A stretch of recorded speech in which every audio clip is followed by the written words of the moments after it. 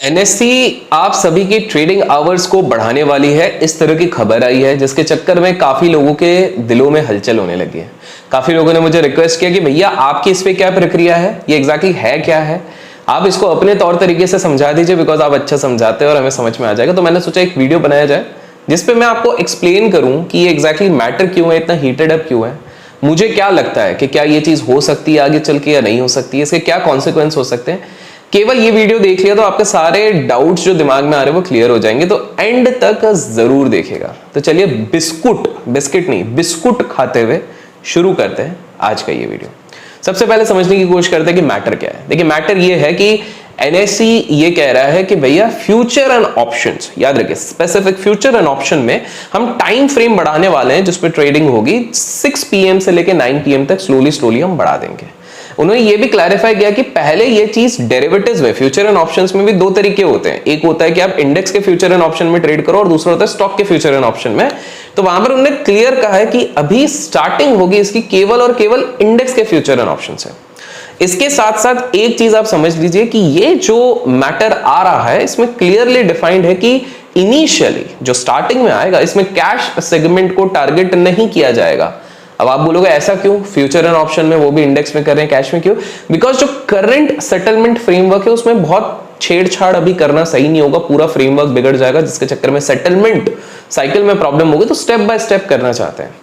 दूसरा सवाल ये आता है कि ये कब तक होने की चांसेस है, ये भी आप में से काफी सारे लोग जानना चाहते हैं। तो पॉसिबिलिटी है फाइनेंशियल ईयर 2024 के Q1 या Q2 तक इस चीज को किया जाएगा ताकि अलाइन किया जाए Q1 से स्पेसिफिकली ग्लोबल मार्केट्स के साथ।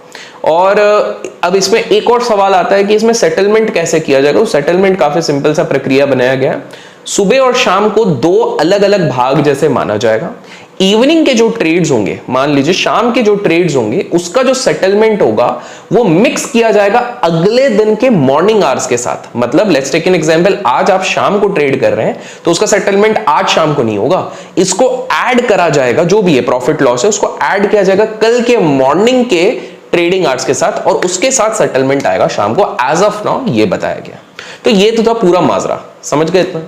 अब क्यों करने चाह रही है, मतलब क्या क्या रीजन है।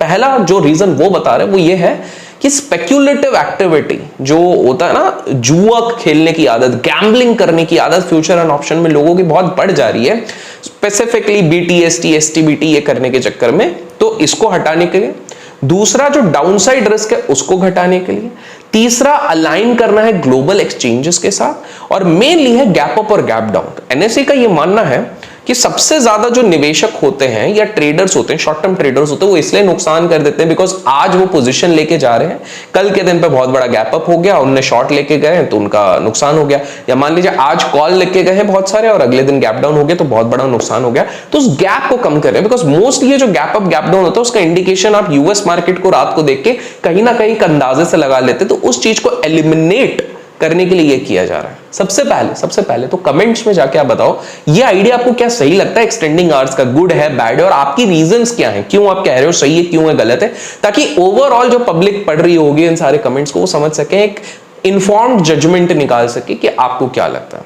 तो ये तो हो गया क्यों कर रहे हैं। अब इसका एडवांटेज देखते हैं। देखिए हर चीज में सारी चीजें बुरी नहीं होती है, एडवांटेज क्या सोच रही है एनएससी उसको समझते हैं। पहली चीज है मोर कैपिटल इन्फ्यूजन होगा। देखिए आप इस चीज को समझिए, अभी जो एनआरआईज हैं जो विदेश में रहते हैं वो कहीं ना कहीं अगर ये एक्सटेंडेड ट्रेडिंग आवर्स है उनका पैसा यूएस मार्केट में जो वो खुद लगा रहे हैं एनआरआईज, वो कहीं ना कहीं एक लिमिट रहती है, लेकिन उसको वो इंडिया में शिफ्ट करेंगे। उसका रीजन ये है क्योंकि cost of transaction in Indian stock market compare to the US stock market उन लोगों के लिए सस्ता होता है, पहली चीज है। दूसरी चीज है, स्वाभाविक सी बात है कि अभी बहुत सारे लोग क्या होते थे कि यार मेरा तो ऑफिस 4-5 बजे तक है, मैं ट्रेड नहीं कर पाता हूं, इसलिए मैं या तो कमोडिटीज देख रहा हूं या तो फॉरेक्स देख रहा हूं या तो जो भी है क्रिप्टो देख रहा हूं। अब उन लोगों के पास एक अपॉर्चुनिटी आ जाएगी कि बॉस अब मार्केट आवर्स के बाद भी मार्केट, अगर हमारा इंडियन मार्केट खुला है, मैं उन 4-5 घंटे के विंडो में ट्रेड करना चाहता हूं, किसी कारणवश अगर वो दिन में नहीं कर पाते थे अब वो करेंगे। नेक्स्ट एक इंपॉर्टेंट चीज आप समझिए, यूएस में एक रूल रहता है, यूनाइटेड स्टेट्स ऑफ अमेरिका में एक रूल है कि जो भी उनके क्वार्टर रिजल्ट्स आते हैं कंपनीज के, वो अलाउ नहीं करते मार्केट आवर्स में उनके रिजल्ट्स आने के लिए। मतलब उधर का रूल है कि भैया मार्केट आवर्स के बीच में आप नहीं ला सकते, मार्केट आवर्स के बाद ही रहते हैं। लेकिन इंडिया में ऐसा कोई रूल नहीं है। इंडिया में आपने देखा होगा मार्केट आवर्स के बीच में कोई 2 बजे बिल आ रहा है, कोई 1 बजे बिल आ रहा है, ऐसे काफी सारी बड़ी बड़ी कंपनियां लेके आती हैं। तो यहां पर एक फायदा उन लोगों को हो जाएगा जो रिजल्ट बेट बनाने की कोशिश कर रहे हैं, उनको एक बहुत बड़ी अनसर्टेनिटी ओवरनाइट की लेके नहीं जानी पड़ेगी। रिजल्ट के कुछ समय पहले पे वो पोजीशन बना सकते हैं, कॉल पुट जो भी लेना है उसके हिसाब से ही कर सकते हैं। एक और सवाल बार बार हमारे इंडियन मार्केट्स में उठता है कि टेक्निकल एनालिसिस हमारे देश का पूरी तरीके से सिंक नहीं करता है, और वो इसलिए है बिकॉज यूएस मार्केट में एक बहुत बड़ा टाइम फ्रेम होता है, बहुत पार्टिसिपेंट्स होते हैं, तो हो जाता है।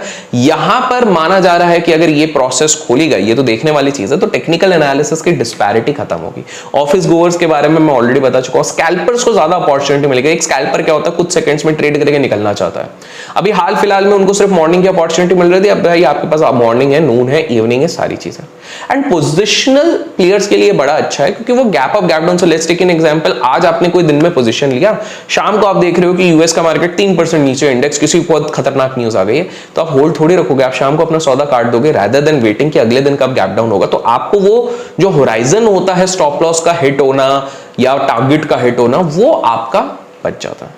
लेकिन ये तो हुए एडवांटेजेस, बट गाइज नेगेटिव्स भी जरूर होते हैं। तो इसमें नेगेटिव्स क्या है इनको समझने की कोशिश करते हैं।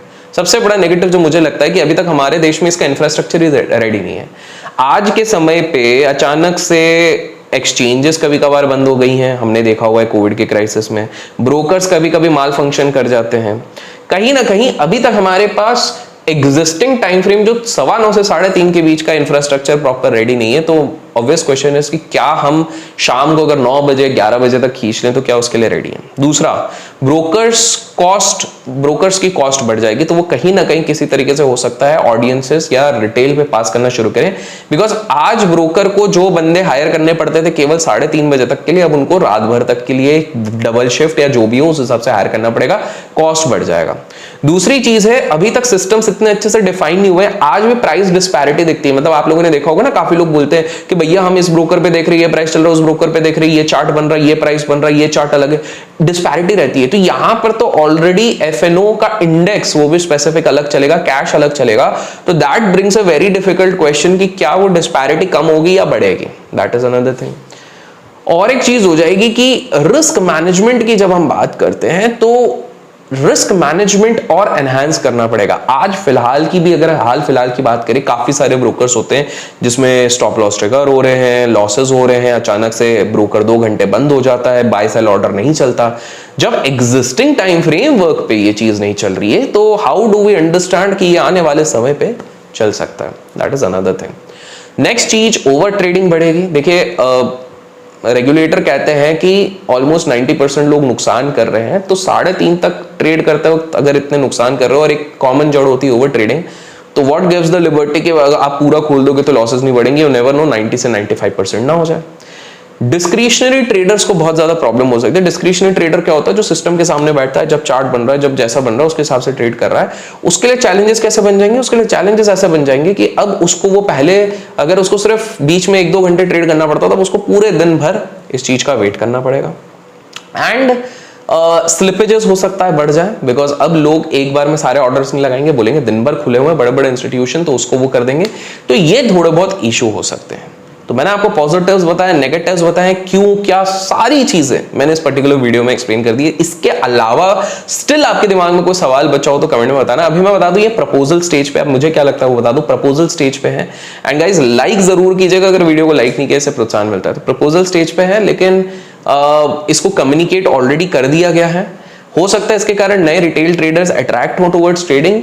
मेरा पर्सनली मानना है, अगर आप लोगों को लगता है कि इस तरह की चीज कभी एग्जीक्यूट नहीं होगी, तो मुझे नहीं लगता ऐसा होगा। हो सकता है डिले हो जाए ज्यादा से ज्यादा, लेकिन ये एग्जीक्यूट जरूर होगा। इसके 2 रीजन है। पहला रीजन है, जब I had a privilege of interacting with Ashish ji a few months back, कुछ महीने पहले, तब उनने इनडायरेक्टली बोल ही दिया था कि ये चीज होनी है, तो इतना बड़ा इंसान गलत नहीं बोलेगा। एंड दूसरी चीज ये हो रही है कि हमने देखा है कि जितने सर्कुलर्स, जितने रूल्स एंड रेगुलेशंस आ रहे हैं, जो कभी लोगों ने सोचा भी नहीं था कि मार्जिन तो हटेगा नहीं, ये तो होगा नहीं, वो तो होगा नहीं, इंट्राडे का हटेगा नहीं, सारी चीजें हो रही हैं। तो going ahead I don't think so ये जुमला है या ब्लफ है, there is a high possibility कि ये चीज एग्जीक्यूट हो जाए। एल्गो ट्रेडर्स को प्रॉब्लम हो सकती है बिकॉज अब उनको नई बैक टेस्टिंग करनी पड़ेगी, नई तरीके से फॉरवर्ड टेस्टिंग करनी पड़ेगी और डिवाइस करना पड़ेगा। बट रेस्ट, हाँ, आप मेंटली प्रिपेयर्ड रहिए कि there is a high possibility आज नहीं तो कल, नहीं तो साल भर के अंदर, साल डेढ़ साल में ये चीज होगी, ये मेरा मानना है। गलत हो जाऊं तो अच्छी बात है, लेकिन मोस्ट लाइकली ये चीज होगी। आपकी क्या प्रक्रिया कमेंट्स में बताएगा। कुछ भी वीडियोस में पसंद आता है लाइक शेयर सब्सक्राइब करना ना भूले। Till then keep learning, keep growing, keep investing and keep trading.